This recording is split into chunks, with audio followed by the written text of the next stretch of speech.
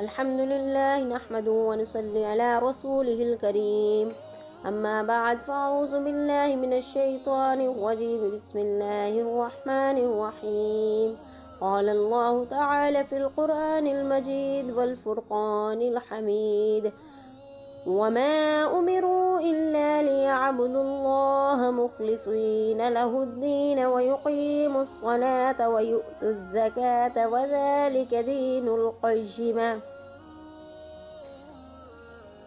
تمام قسم کی حمد و ثنا اللہ رب العالمین کے لیے، اور درود و سلام میرے اور آپ کے رہبر و رہنما حضرت محمد صلی اللہ علیہ وسلم کے لیے۔ السلام علیکم ورحمۃ اللہ وبرکاتہ۔ میرا آج کا عنوان ہے اخلاص اور حسن نیت۔ ایک درست دین کا سارا دار و مدار درست نیت اور خلوص پر ہے۔ بخاری مسلم کی حدیث میں ہے کہ اللہ کے نبی صلی اللہ علیہ وسلم نے ارشاد فرمایا، تمام اعمال کی صحت کا دار و مدار بس نیت پر ہے۔ ہر شخص کو اس کے اعمال کا بدلہ نیت کے مطابق ملے گا۔ وہ شخص جس نے ہجرت اللہ اور اس کے رسول کی خوشنودی کے لیے کی، تو اس شخص کی ہجرت اللہ اور اس کے رسول کی طرف صحیح متصور کی جائے گی، یعنی وہ قابل قبول ہوگی۔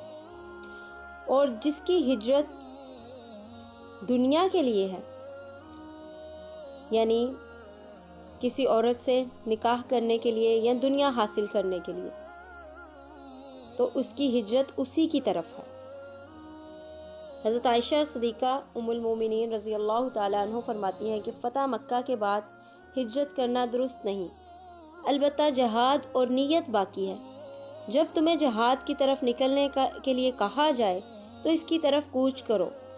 حدیث کا مطلب ہے کہ اب مکہ معظمہ دارالاسلام بن چکا ہے، اس لیے اب وہاں سے ہجرت کی ضرورت نہیں ہے۔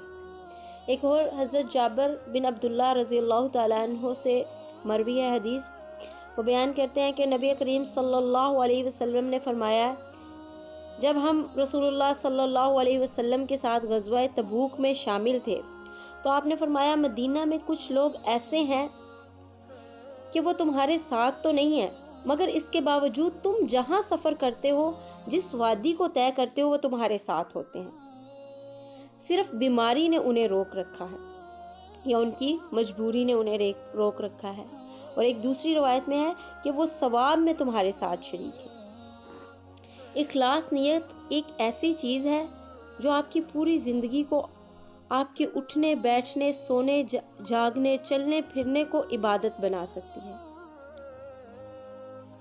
آپ اگر نبی کریم صلی اللہ علیہ وسلم کی سنت کے مطابق دعا پڑھ کر وضو کر کے سوتے ہیں، اور رات کے جس حصے میں آپ کی آنکھ کھلے، اور جب آنکھ کھلے تو جو بھی اللہ تعالیٰ سے دعا کرو وہ قبول ہو جاتی ہے، اور آپ کی نیت یہ ہو کہ میں نے جلدی اس لیے سونا ہے کہ رات کے آخری پہر میں اٹھ کر میں تہجد پڑھ سکوں، اور پھر اگر رات کے آخری پہر میں آپ کی آنکھ نہیں کھلی تو اللہ تعالیٰ نے فرمایا کہ وہ نیند جو تمہیں آئی وہ میری طرف سے تمہیں تحفہ، اور تمہیں تمہاری تہجد کا اجر مل گیا۔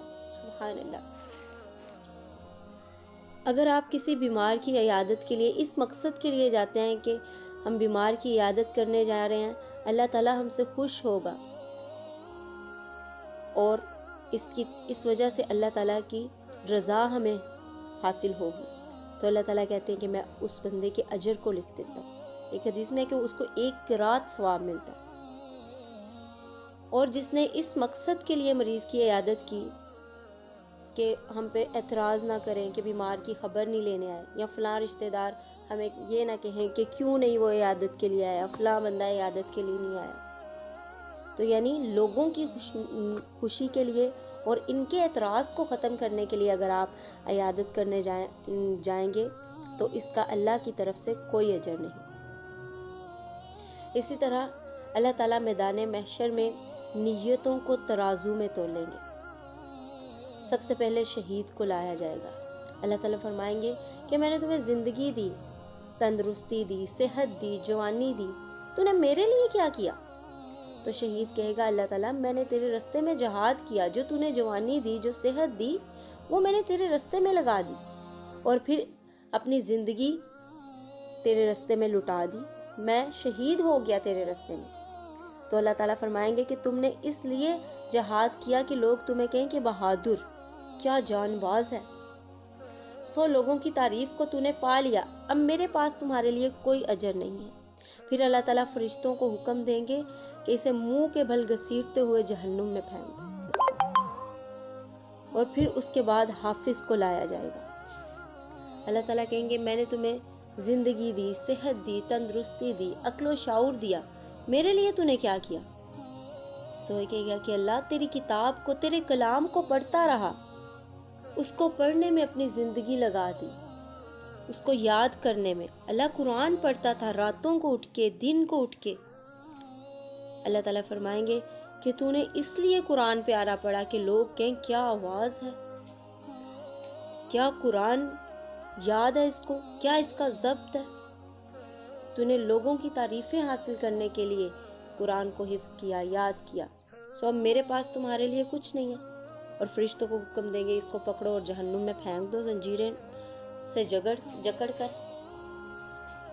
اور پھر اللہ تعالیٰ سخی کو بلائیں گے، اور اسی طریقے سے سخی کو بلایا جائے گا، اسے اللہ تعالیٰ پوچھیں گے کہ میں نے تمہیں صحت دی، تندرستی دی، زندگی دی، مال دیا، تو نے میرے لیے کیا کیا؟ تو سخی کہے گا کہ اللہ تعالیٰ میں نے اپنے مال کو دن رات تیرے رستے میں خرچ کیا، دن رات اس کو تیرے رستے میں لگایا۔ تو اللہ فرمائیں گے نہیں، تو نے اس لیے مال خرچ کیا کہ لوگ کہیں کہ کیا سخی ہے، کیا سخاوت کرتا ہے، کیسے غریبوں میں اپنا مال تقسیم کرتا ہے، لوگ تمہاری واہ واہ کریں، اور وہ تو نے پا لی، اب میرے پاس تمہارے لیے کوئی اجر نہیں ہے۔ اور پھر فرشتوں کو حکم دیا جائے گا کہ اسے پکڑو، زنجیروں میں جکڑو اور جہنم میں پھینک دو۔ اللہ تعالیٰ ہمیں اپنی نیتوں میں خلوص پیدا کرنے والا بنائے، اور ہمارے ہر عمل کو خالص اپنی رضا کے لیے کر دے، اور اللہ تعالیٰ ہم سے وہ عمل لے جس سے وہ خوش ہو، جن عملوں سے وہ خوش نہیں ہے اللہ تعالیٰ ہمیں اس سے بچنے کی توفیق عطا فرمائے۔ وآخر دعوانا الحمدللہ رب العالمین۔